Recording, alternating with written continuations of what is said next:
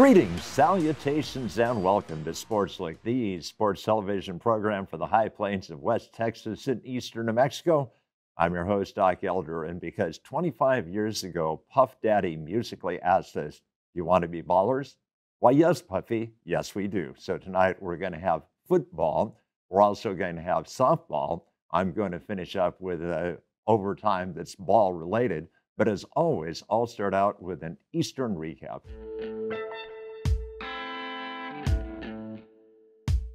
Greyhound women's soccer had one contest last week, a contest in Colorado. They unfortunately came out on the losing end. Greyhound men's soccer had two contests last week, and unfortunately they came out on the losing end of both of those. Greyhound volleyball hosted a Lone Star Conference Showcase volleyball tournament. Greyhound ladies went 3-1. Greyhound football with a thrilling come from behind 30-29 victory over Western Oregon. And Greyhound Rodeo hosted their own College Days Rodeo, and the Greyhound ladies didn't win, they didn't place, they didn't show. They finished just barely out of the show category in fourth place. Well, that has been your Eastern recap, so we'll clear the set and we'll bring in our first guest, Kelly Lee from Greyhound Football, right now.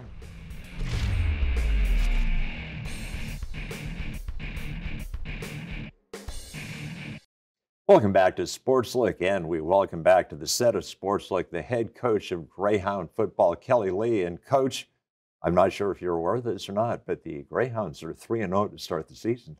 Yeah, we're excited. You know, I think the community, I think our school's excited. I know our kids are, and I'm really happy for them where we're at right now.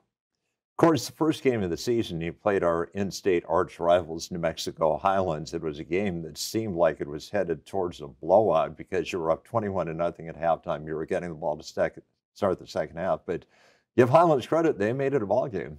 Yeah, they don't get away, and I think our kids are starting to learn that at this level, teams aren't going to go away. You know, just because you get up on someone doesn't mean you can let up. You got to play 4 quarters, and we've had a bad quarter or two in us this year, and hopefully, you know, I think our ceiling's real high because I don't think we've played 4 full quarters yet. And we might really be tough.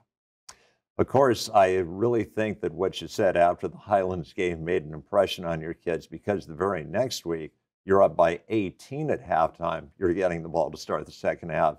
And instead of allowing Sol Ross to get back in the game, you just blew them out. Yeah, we fortunate enough, I think we pitched it out to Jonathan Watson, and he went about 76 yards, and then we were able to punch it in a couple plays later and kind of increase our lead and establish kind of our dominance and control over the game. So I was proud that we learned from that first game and going into week 2. And one thing I really appreciated was the fact that every kid who made that trip down to Alpine, Texas, even though it was a brutally hot day, every kid got a chance to play. Every kid played hard. Yeah, it was nice. When you get up, you're able to get them in. And as hot as it was, we got a lot of kids in even before that just to rest them. But when the game got out of hand at the end, we made sure everybody got in. So it was good for our younger guys to get a little experience, get a little playing time. For some of us, their first college action. So that's always exciting when you have that opportunity. So the Greyhounds go 2-0 in non-conference play. You'll have one more non-conference game against Lincoln University coming up in late October. But those are the preparatory games for the Lone Star Conference, and you open up with a team, Western Oregon, that had beaten the Greyhounds pretty significantly last year. Did Western Oregon come in and do what you thought they were going to do? Yeah, they really came out in what we anticipated. I think we had a great offensive-defensive game plan. We got up early. It was working, and they moved under center, which isn't something they hardly ever do. And I don't know if it was out of desperation to try to run the ball because they really wanted to or what. But when they did, they ran a couple new schemes and then some schemes they'd already run, but the fits were different. And we were overrunning it on the play side. Our backside backer was getting blocked. Our safeties weren't fitting it right, and they really gave us fits for a while, really till halftime where we could get in. And Coach Sukup kind of changed fronts, talked through the problems, and got everyone all on the same page. And we were able to shut them down and hold them scoreless in the second half. Well, I imagine Coach Sukup probably grades out pretty well in problem solving because they had 29 points on the board at halftime. They had 29 points at the end of the ball game. Yeah, to shut out an offense that big, that had that much momentum in the second half, it says a lot about his ability to make adjustments and our kids' ability, the buy-in that they have with him, and then their ability to listen and then take that and put it into action. I'm just super proud of them. And it was an interesting game. You scored the first 14 points of the game. You scored the last 13 points of the game. And fortunately, you got a field goal in the middle. Yeah, Caden Bell was able to knock a short one in. We got down there. Wish we'd have liked to get it in the end zone, but we didn't. We caught it pass in the end zone, just a little out of bounds. And so we needed to kick the field goal. And Caden put it through. He's 2 for 2 on the year. And that turned out to be a big kick, as it turned out late in the game. Because in case people are not aware, it ended up to be a 1-point game. And so you had to play good defense late in the game, like 55 seconds or something like that to go. And you forced them to turn the ball over on downs. Yeah, I'm super proud of it. I mean, the 2-minute drill was flawless. And then we have to go out there and execute, refocus, because they still have time. And all they need is a field goal. And, we got a sack on the first play and forced them down and turnover on downs on 4th down. Well, Coach, we can use our words to describe the action, but even better it would be if we've got highlights. And we do have highlights. Fantastic. So let's cue it up and please walk us through it. Sure. This looks like the opening kickoff. It's going to go to Robert Nora out of Clovis. We messed up on our count, and you'll see there's a couple guys running unblocked. He does a great job of getting up the field and then breaking a couple tackles, on him. And, we get the ball out there, 35-yard line to start the game. That's good starting field position. I think this is about the 3rd play of the game. We're in our speed huddle. We're on our belly play. Freshman starting running back Elijah Zay with a nice run, getting us down into what we call the green zone. And then a few plays later, he's able to punch it in. Well, there it is. 5 yards out, he's able to get in for his 2nd score of the year, and we go up 7-0. Yeah, you're running out of the T formation. Yeah, we do that on occasion. That's kind of a big deal in football right now. And all right, here we got Rashard Carter under center. We're taking a shot. He checks down, realizes his safety valve is covered, and then doing a nice job, pointing out a block. Isaiah Tate gets a nice block and turning what could have been a negative play into a positive play. Mario Sanchez, we got 4th and 8. Great pass protection, able to get down to his 4th read. They had lost track of JaCalvin Newsome over on the sideline and gets us down inside the 10-yard line. And that was a big play. Yeah, you can just see Sanchez's eyes going various places. Yeah, and we weren't able to get it in, but there's the field goal. Caden knocked it through, and I think that puts us up 17-7 at that point. 17-8, I think. 17-8, you're right. That's in the second half. 3rd down, the first big 3rd down, Tim Jones, big tackle, gets a turnover on downs. We've gotten a penalty here. It's 2nd 20, and Mario Sanchez running the bootleg, finding our tight end, Jace Martin, for a big 1st down. It's big to overcome those penalties when you get them, and we were able to here. Here we got about a 4th and 3. I think they're expecting us to go inside. We run the quick pitch outside to JaCalvin Newsome, and a lot of times on those 4th and down, those 4th and short plays, if you can get past the line, there's a lot of room, and that was a big one right there, 40-yard touchdown. Cuts it to a 1-score game. We got a 3rd down here, 4th down here. Yeah. And we start a freshman corner out of Amarillo, Tascosa, Micah Lewis. And of course, they're going to challenge him on 4th down, and he got the stop. And then this is another big stop later in the game on a 3rd down right there, Kevin McCracken and a whole host of other guys. This is the first part of our 2-minute drill.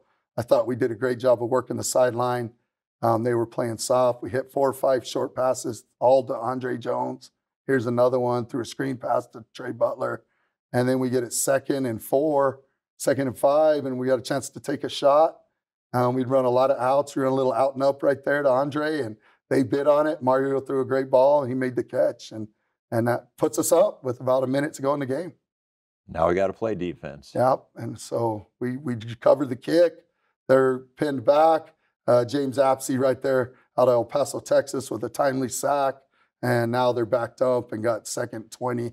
I think this is the 4th down play, 4th and maybe 9. And Trey Kane does a great job here. He's got it covered to make sure they know he's not interfering. And that's the game. All we had to do then was take a knee. And Greyhounds win. Like you said, unbelievable. And Coach, obviously there are 3 aspects of the game of football. You've got offense, you got defense, and you got special teams. And all of them played a significant role in that victory. Yeah, I think maybe the unsung hero in the game might have been our punter, Francisco Moreno Gonzalez. He averaged about 44 yards a punt. They have a great punt rush, so he knew they were coming after it and flipped the field, pinned them inside the 20 a couple times. And those hidden yards don't show up a lot of times on the stat sheet, but he had a heck of a day and played a big part in the win. So played well in our special teams, great second half defensively. Offense got us off to a good start, started strong and finished strong, and we were able to get the win. Well, Coach, you have your first Lone Star Conference road game coming up on Saturday, a trip to Wichita Falls to play against Midwestern, and we've only got about a minute left. So if you had to say there's one thing you have to do or one thing you have to prevent Midwestern from doing, what's going to be the key? Well, they're struggling throwing the ball, and they're running it well. So we got to stop the run. We got to make them one-dimensional, stop the run, and then we've got to take care of the ball. We've done a good job of that the last 2 weeks. We got to win the turnover battle, and I think the field position, I think it's an old-fashioned football game, and those things are tried and true. So. Okay, and one last question since we still have 30 seconds now. What are you most proud of so far? Resiliency of our team. We've had some adversity, and it's never fun as a coach to go ride those lows, but it makes you a better football team, and especially when you can coach off some wins. So I hope we're learning, and I think we've been really resilient in the first 3 games. Well, Coach, I could point out that we've already equaled the win total from last year, but you're not really concerned with just winning 3 games. You'd like to win a lot more, and we wish you the best luck. Yeah, we're going to take them one at a time, try to go 1-0 this week, but yeah, we'll count them up at the end of the year. All right, well, that will wrap up our first interview segment, so we'll clear this out and we'll bring in Amanda Fiefel right now.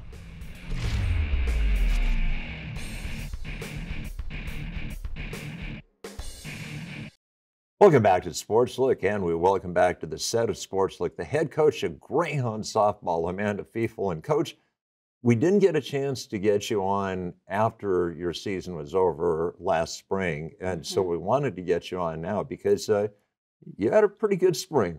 Yeah, no, made postseason play for the first time in 21 years.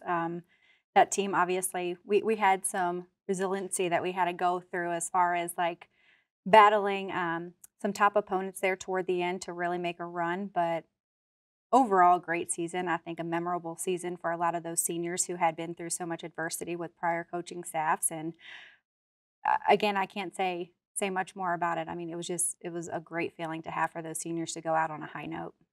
And you not only made the playoffs, you actually won a playoff game. Yeah. So St. Mary's, I know going into it, there was a little shift in the seeding right before we went into. Some teams beat someone they weren't supposed to, and then we ended up beating Kingsville along the way. So it kind of shifted to where we met up against St. Mary's. St. Mary's was our second conference game in the regular season, and so we were able to kind of pull out a 2-game win down there out of a 3-game set, and so I liked our odds going into, and I think I told you before on the show that, you know, I really liked our odds, and they were prepared for that. I think they played a great game and a great series against St. Mary's. We were very evenly compared as far as on paper. And so, yeah, we had the upper hand on that win. And you almost won the second round game. Yeah, it was a tough one. I mean, I'm not taking anything from WT. They are a top-notch collegiate program, especially at the Division II level. And so their pitching staff is probably 5-6 deep. And so I knew at any point we could get whatever arm that they were going to throw at us. I think our girls stayed into the tough game. You know, Marissa Rodriguez pitched a great game all the way up, had Emma Sutherland come in and close it out. Emma didn't give up anything when she came into the game from the 4th on. And so I think with those two even returning with that experience, I think is great. But yes, lost it by 1. And so I think, you know, that kind of is like our goal this year, right? Like we won 1 already. Now we're pushing 2. So I think that's the stepping block, the building block that we're working off of for our postseason play. And obviously, for people that know softball, they're just going to kind of roll their eyes. But for the people who may not know softball, I mean, there are various facets to the game. You got to put the ball in play. You got to have pitching. You got to have defense. You got to be smart on the base pass. Of those 4, what do you think the Greyhounds were best at? Last year? Yeah. Honestly, I think timely hitting. I think we were very clutch. There were a lot of clutch hitters in our lineup when it came to runners in scoring position. I think small ball execution. So Mackenzie Patterson absolutely from the left side kind of tore apart some defenses with bunting, slapping. I think just her speed alone when she got on first base, it was an automatic double with her stealing second. So I think some of our speed, but on the flip side of that is obviously the execution. But I can't take away from Valeria Contreras at shortstop. She made some amazing plays in the 5-6 hole that cost us some runs in any series of our games. So as far as that goes, I think our pitching staff across the board, I mean, I could go in so many different directions, but Brooke Ledger was a big one to lose for us this year as being a fifth-year senior. But you know what? I like our pitching staff this year, and she's hard to replace, but I think all around our team is a lot more athletic this year, a lot more, I think, versatile across the field. And I think some of that speed, some of that small ball will come true this year as well. And I hate to dwell on the past, but I am a historian and I get paid to dwell on the past. And Greyhound softball had the female athlete of the year at Eastern New Mexico University, if you want to mention Brooke Ledger. Yeah, so Brooke walked away with a lot of hardware at the end of the year. Just her hard work. I think she was one of those silent leaders. She wasn't very vocal on the field, but her work ethic was, bar none, one of the best in any athlete that I've coached. And so I think she was just one of those people that she wanted to prove others wrong. And so Brooke, yeah, she won Female Athlete of the Year. She had also, through the SAC, she was the Female Athlete of the Year as well. On our team, by far, you know, she made second team all-conference. She had the all-conference as far as the academic side. So both sides of the ball, you know, as a student athlete as well, a lot of academic awards to go along with it. Yeah, and we will point out that SAC, which you referred to as a Student Athletic Committee, and so it's one thing to get recognition from coaches, but when your peers, the kids that are playing sports, think you're the best, that's really a meaningful award. Yeah, absolutely. Like I said, we were actually on the road going to playoffs when the awards happened. And so Cameron Brennan, who is our SID, he was on the road with us. He was like, all right, ladies, so we're going to pull up all the awards that have already been given out. And she turned bright red because she had won it. But as far as that goes, I think by far all the female athletes I think that were nominated last year had great resumes behind their name. And so, but Brooke, I think, just had a little bit more on them being such in that spotlight and prevalent for 4 years that she had here. She deserved it. Oh, yeah, to beat out Deja Adrian, who was first team Lone Star Conference in basketball. I mean, that shows how highly regarded Brooke was and well-deserved, and a former student of mine. Absolutely, yeah. All of your students, all of you athletes have been good students. Coach, you don't have to run Greyhound softball all by yourself. You've got a very good assistant coach. Yes, Shanna Smith is by far probably one of the best assistants that I've had a chance to work with. She is in kind of control of our defensive on the infield side of things as well as our hitting. And so, yeah, a lot of our infielders look to her as far as the direction on the field, and I fully trust her opinion and her eye on things. And so I handle the pitching and catching staff, and Shayla Dominguez, who is our GA, handles the outfield side of things. But yes, Shanna by far works probably harder, if not the hardest, in a lot of the assistant coach categories that we've seen in our conference. Well, it was interesting. I actually ran into the two of you in the airport in Las Vegas, Nevada, and I was going out to Arizona to see my boys, and you know, and Shanna were going out and scouting. And how did the scouting go? Good. Actually, it was for this class that's currently in here, the 2023 class that's in here. And so we always, that's kind of one of our hotbeds. A lot of Midwest to West Coast teams kind of come in and to that tournament specifically, and we'll go back out there again. And so good. I really am looking forward to this recruiting class that we have in. A lot of good transfers from the JUCO level, as well as a grad student that is currently in. We have 4 stellar freshmen too. So I'm really looking excited, or forward, would say, but more excited for this class to get going. I was kind of smiling when you mentioned JUCO transfers, because one of those JUCO transfers is actually our floor director tonight. Yes. Yeah, no, actually, Ashley is by far probably one of the most hardest workers that we do have. Between her time management skills, just going from the field to practice to weights to here, you know, this is her dream job in that area. And so her being able to kind of do both things and live it out is awesome. Well, it's a shame she has to start out working with me, but you know, she'll get better people to work with during her years here. Well, Coach, how much of a difference did it make being on the brand new field last year? Oh my gosh, Complete turnaround, honestly. The outfielders loved it. I think they jumped for joy when they were told that the turf was finally going to get done in the outfield. But aesthetically, it's beautiful. Safety-wise and playing surface-wise, great. It's true to nature on the bounce, everything as far as that goes. So it's just a great facility to kind of these athletes, as far as on the Division II side, and our athletes specifically. You talk about student-athlete experience. It's a great facility to play in. And occasionally I had the privilege of broadcasting softball, not on the radio, but I was the broadcaster for the Lone Star Conference Network. And I saw a center fielder of yours make the best catch I've ever seen a Greyhound softball player make. And in the old days with the wire fence out there, she never would have risked that, but with the safety pad, she was able to go up and over and bring a home run ball back to the field of play. Yeah. Zay was awesome.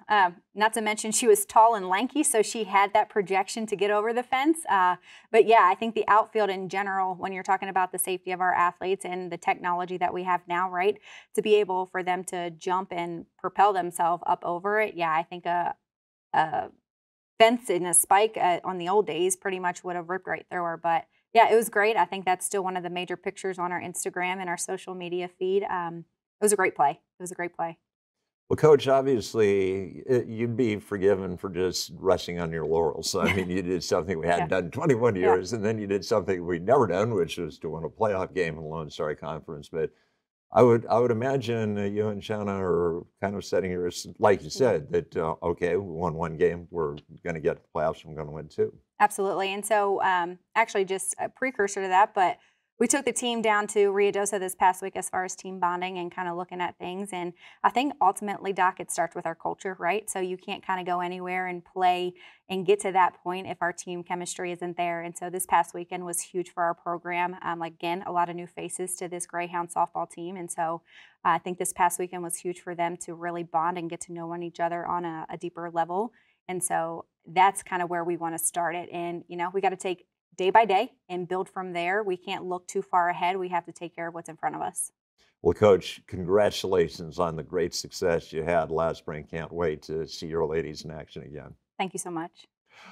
All right. Well, that is going to wrap up the interview segment of Sportslook. So we'll clear this out and I'll finish up with an overtime right now.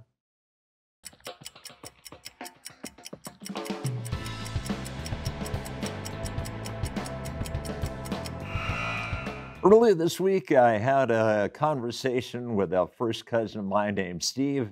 He and I don't share the same last name, but we do share some things in common. He went to a pretty good school called Harvard. I went to a pretty good school called Northwestern. And back in our younger days, we were both quarterbacks. So we'd like to think we're smart. We'd like to think we know about athletics. And so, as we often do, he threw out a trivia question. He said, who holds the record in the NFL for the most passing yards in a single NFL game? And I said, Tom Brady, because he threw for 505 yards in the Super Bowl. Nope, incorrect. I found out after guessing somebody like Dan Fouts from the Eric Coryell days or the great Kurt Warner from the Greatest Show on Turf days back with the St. Louis Rams. I found out the correct answer is a guy named Norm Van Brocklin. Never heard of the name? Well, you can be forgiven in that regard because I'm 71 years old. He set the record a year before I was born. Back in 1951, he threw for an astounding 545 yards in one NFL game. So if you're going to play stats with somebody, make sure that it's not a guy that goes to Harvard because he's probably just a little bit smarter than you are.